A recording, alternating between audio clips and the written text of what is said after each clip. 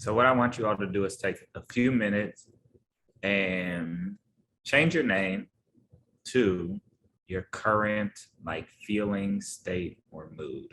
So real quick, you can blacken your screen.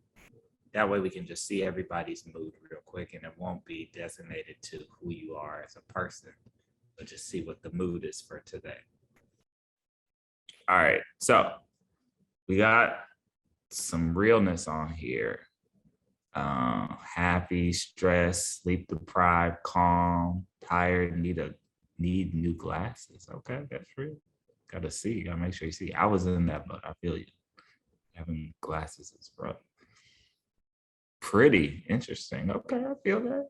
Love that. Self-love. Hectic, confused, frustrated, calm.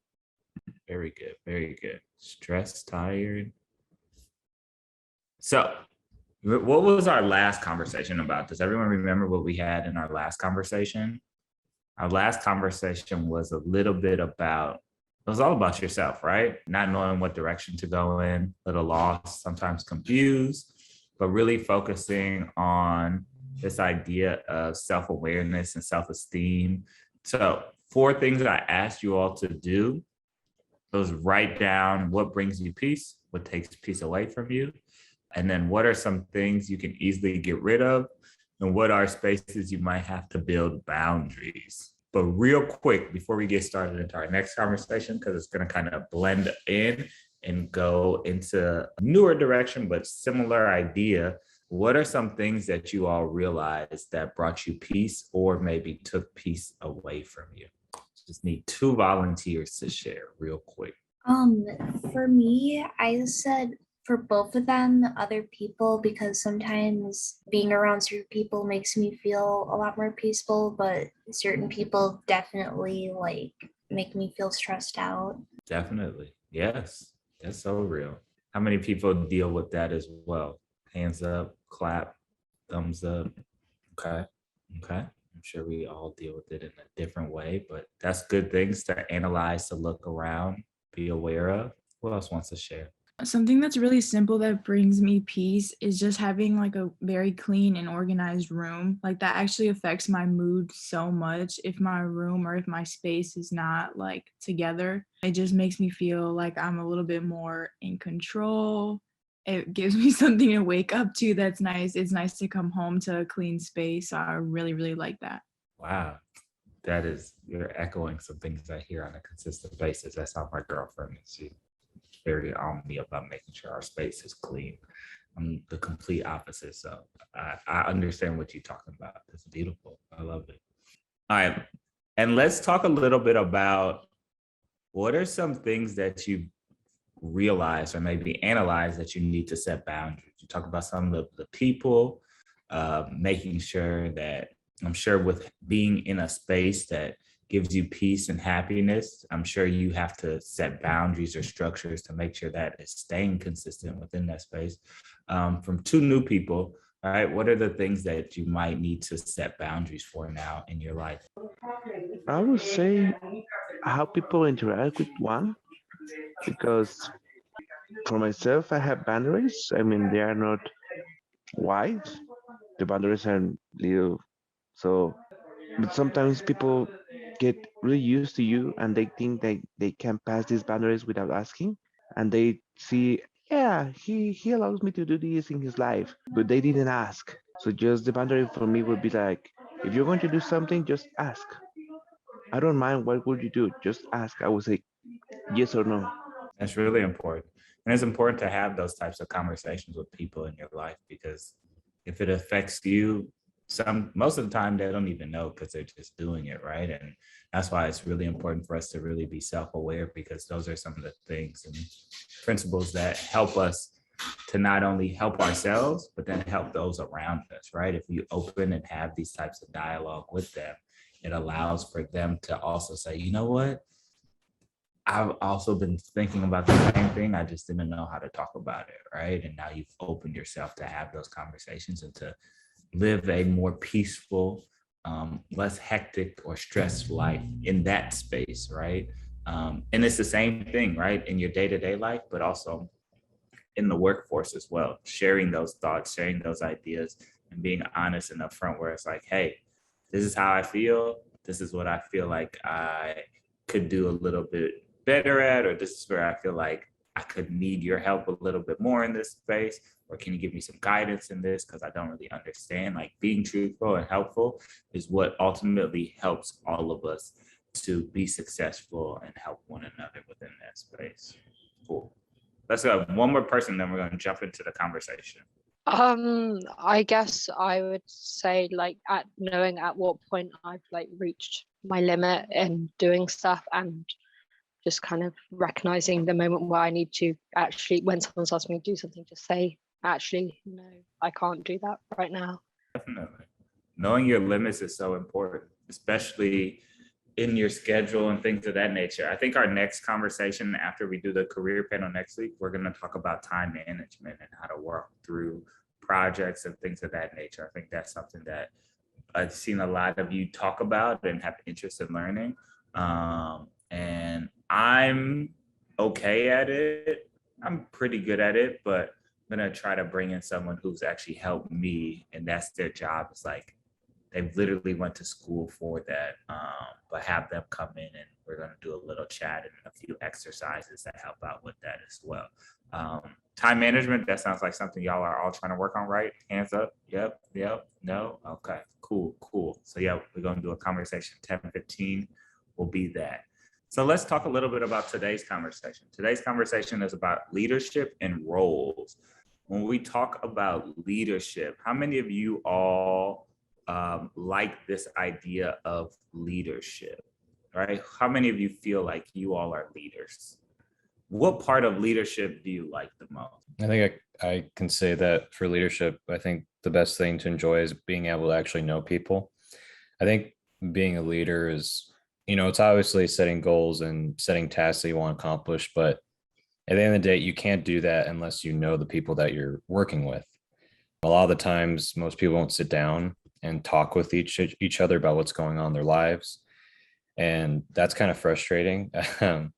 And most leaders, like some leaders, won't do that. They won't take the time to get to know the person. And I think just being able to be relatable and understanding, and that's a huge part of leadership that's not talked about, is just relating to each other and being able to understand one another and respecting one another as well. It's a huge thing as well, respecting each other. So I think of that aspect, I think that's a really important part of being a leader.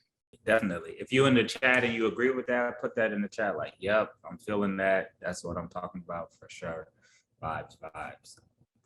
What are some of the things that we feel that leadership is not? What does leadership not look like? If you put it in a theoretical way, because there is a difference between a leader and a boss. A leader will guide the people around him or the team towards a goal, while a boss will see the goal achieved by the people, not by the whole team that includes him. So leadership is not, yeah, all of you were going to do that while I wait here in my chair. Leadership is everybody will go to the goal. Definitely. Very good. So a few things I wanted to dig deeper into leadership, right? As you all know, I love a good definition, and I don't know a lot of words, what they mean. I'm very upfront with that. So things that I looked at leadership is the action of leading a group of people or an organization. So a lot of the times there's false narratives about leadership, right? We think about like power, right? Some people, y'all are a solid group, so that's not y'all. That's the other people in the world who think like that. But they think about power and control. And a lot of the times people want to have that control. But some of the best leadership styles and tactics is when everybody has their own role and they're able to work within that role based on who they are as a person, rather than that ladder of just seeing, hey, this is the goal and we're just going to go achieve that goal, but I don't know who you all are. And when you do that, there's a lot of friction that can happen during that. So really understanding who people are and how they work and how they operate is part of that leadership style, and letting them kind of grow into their role. Because a lot of the times When we think about leadership, leadership is not just a one-way street. It doesn't just happen the same way every single time. You have to constantly adjust and learn and shift things on a consistent basis. Here, and what I believe in leadership is everyone can be a leader, right? I talk to people about like mentorship and things of that nature all the time. And I always say that one of my little cousins is a mentor of mine, right? And people would always be like, that doesn't make sense. He's younger than you. But leadership can be shown in different ways, right? We might all be in the same group. And yes, I might have a little bit more experience than some of you, but that doesn't mean I'm the only voice that needs to be heard. That just means I have some experience in one area, but you might have a lot of experience in a completely different area. And you're the leader in that space. And we're all on the same team, right? So we all have different spaces to lead during that time. Does that all make sense? It's a constant shift and balance, but you have to be aware, right? That's why we talked a little bit about understanding self-awareness. You have to be aware of saying like, all right, I'm a leader in this space, but I'm not a leader in this space. So let me maybe take a step back and learn and listen so I can grow in that area as well.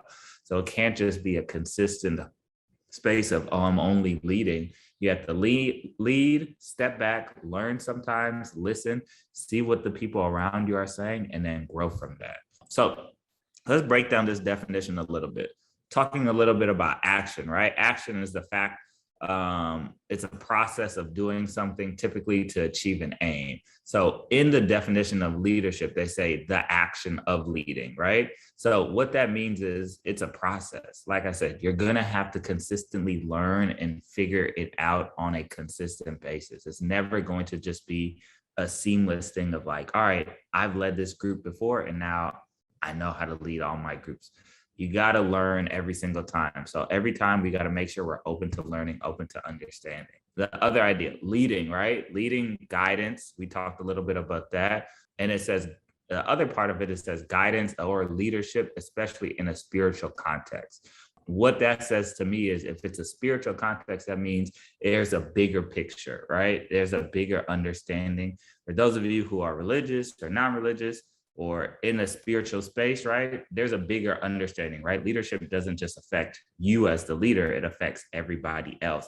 So we have to be in understanding of that and do and treat people how they want to be treated within that space.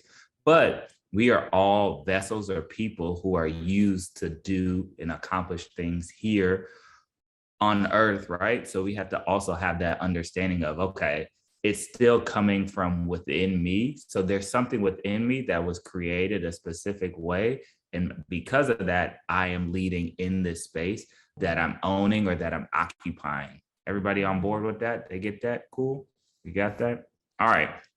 And then let's go to the next part, leading a group of people or an organization. So either way we look at it, right? A group of people or organization, at the end of the day, an organization is people. So at the end of the day, it's all about people. And if you understand the definition of people, people means the men, women, and children of a particular nation, community, or ethnic group. I'm going to take out the men, women, and children portion of it because I don't think we need to focus on gender norms and things of that nature. So we'll take that part out. But the part that I want to focus on is a community or ethnic group. So when you think of a community or ethnic group, what does that mean? Well, we're all different ethnicities, right? I can be Black and someone else can be Black, or I can be African and someone else can be from a different part of Africa. So we both have a completely different understanding. So one, that means when I'm leading or working with someone, I need to get to know them for who they are. I can't just make the same assumptions because I've worked with someone Black or Latino or white or from these different spaces over here, right? I can't make those same assumptions of like, oh yeah, you probably do the same thing that my other friend does, right? You got to get to know the person and really make sure that you have a deeper understanding of who they are and how we all can work together, because that's just how we find similarities. So as we continue in this space, we'll talk a little bit about roles, right? And that's really what I want us to talk about, is the fluctuation of leadership and being in a role, right? The idea of a role is to be a bigger part of something that's aiming towards a specific direction. So all of us are going to have different roles in this space, right? Some of those roles, especially in DIM, is going to be some stuff that you're not familiar with or you're not super comfortable with. And that is okay, because what we talked about last time is being in that uncomfortable space allows you to learn. It allows you to understand a different aspect or understand a different viewpoint. And by doing so, it makes you a better person in a holistic space. So when we're talking about roles, and that's what we're going to really start to dive into next week, is what roles are you playing on your team and how can you affect and help your team, right? Some of those roles are going to be like, I know how to do this, I'm good. Others of you are going to be in a little bit more uncomfortable space. And that is something that we really want us to focus on, is how can I grow in an uncomfortable space or uncomfortable season? Because it's not always going to be comfortable, right? When you walk into an entry-level job, you are going to be, in corporate terms, right? I don't think this is how it can be, but they would say the bottom of the totem pole, right? You're going to be doing a lot of the grunt work, trying to learn stuff, trying to get acclimated, trying to build relationships with people who already have relationships, who work together maybe for 5-10 years. So you're going to have to figure out and go through that process of understanding, okay, how do I affect this group, right? When you sit there, you learn and you get to know people, that's where you can find your inner leader, right? Just because someone is your boss doesn't mean you can't lead in a different space. So making sure you're aware of, who are these people? What do they know? What do I know? What can I learn from them? And how can I help teach them about something new by owning a specific section or space? That is how you continue to grow in a lot of these jobs, and that's going to help you to move forward in those jobs. So if you own a space, or maybe multiple spaces, depending on what type of job, you might work at a startup, so it might be a little faster pace, or you might be in a space where you focus on one specific task, own that task, kill that task, grow in that task, and innovate that task, so you can help the group move forward, right? Because that is what's ultimately going to help you to grow in the company. And it won't just be something that, oh, I'm only working on this so they don't trust me, right? The moment you start putting those kind of ideas in your head and you're not growing in that space, like, own that task and it will spill over into everything else that you're supposed to do. A lot of the times when you're moving into a new space, you have to be able to master one task at a time, because what they're doing is seeing like, all right, how is this person going to do well on this small task that I give them? Because some people, leadership looks different, right? So some people lead in that way where they give you a task and they want to see if you can kill it. If you can kill that task, then they'll give you another one. Other people just open the floodgates and you can work on everything, which can be very overwhelming. Going back to what we talked about, if you have that self-awareness, you can have that conversation with them and say, hey, for some reason I hear Janice is our boss, right? So if I came to Janice and I was like, hey, Janice, you know what? I need to set up some time with you because there's a lot of tasks and I don't know where to kind of start on these. Can you give me some guidance? Rather than if they open up the floodgates and you just try to do every single thing, but you have no context of how to do it, and you're not being honest with the person, then they're going to take that. And let's say you don't do well in it and you don't let them know, it's going to kind of look bad on you, right? But if you're upfront with them and you give them the heads up of like how you're feeling, if you feel overwhelmed or if you're trying to learn or if you need some help in the space, that gives them more context and gives them more understanding like, oh, this person is making an effort and they're being proactive rather than just being reactive when you try something and you just can't get it done. And then by the time it's due or something of that nature, you're not really communicating that. So make sure when you're working in these newer spaces and these newer roles that you're proactively communicating how you feel about the work. And if you're struggling, if you need help, utilizing your teammates and people around you, that's the other thing that's going to be so important. Make sure you utilize the teammates and the people around you, because those people might have, right, going back to the leadership, they might be able to lead you in one space when you're struggling in another space. And because of that, you have that dialogue. Now you can lead them in your space while they might be struggling in a different space. Does that all make sense to everyone? Cool. Questions on any of what I said? More than a question, it would be like a comment. In the last part, what you said that your teammates could lead you, it would be like more like mentoring you, right? Because they know what they're doing, and they are going to mentor you in how to do it right, or at least in a good way. Yeah, I think mentorship, and we can have another conversation of that. I think they're definitely teaching you in that space, right? I would say mentorship is a journey, right? It's a longer process because you have to really get to know that person.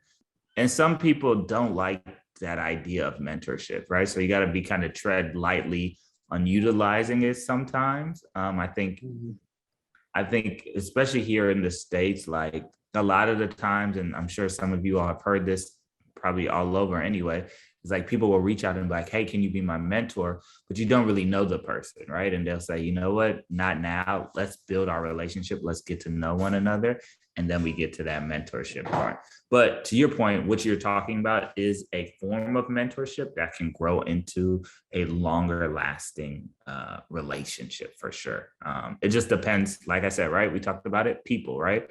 Depends on the person. Some people are like, yeah, definitely going to mentor you. And that's where you got to be aware and understand how they're playing their role and just helping you. So yeah, so definitely agree with that. Any other questions before we wrap up? I have a few questions I want you all to think about.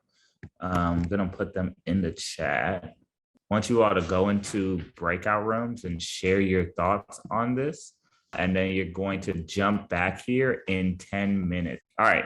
So I'm going to put you all into these breakout rooms. Anyone want to share anything?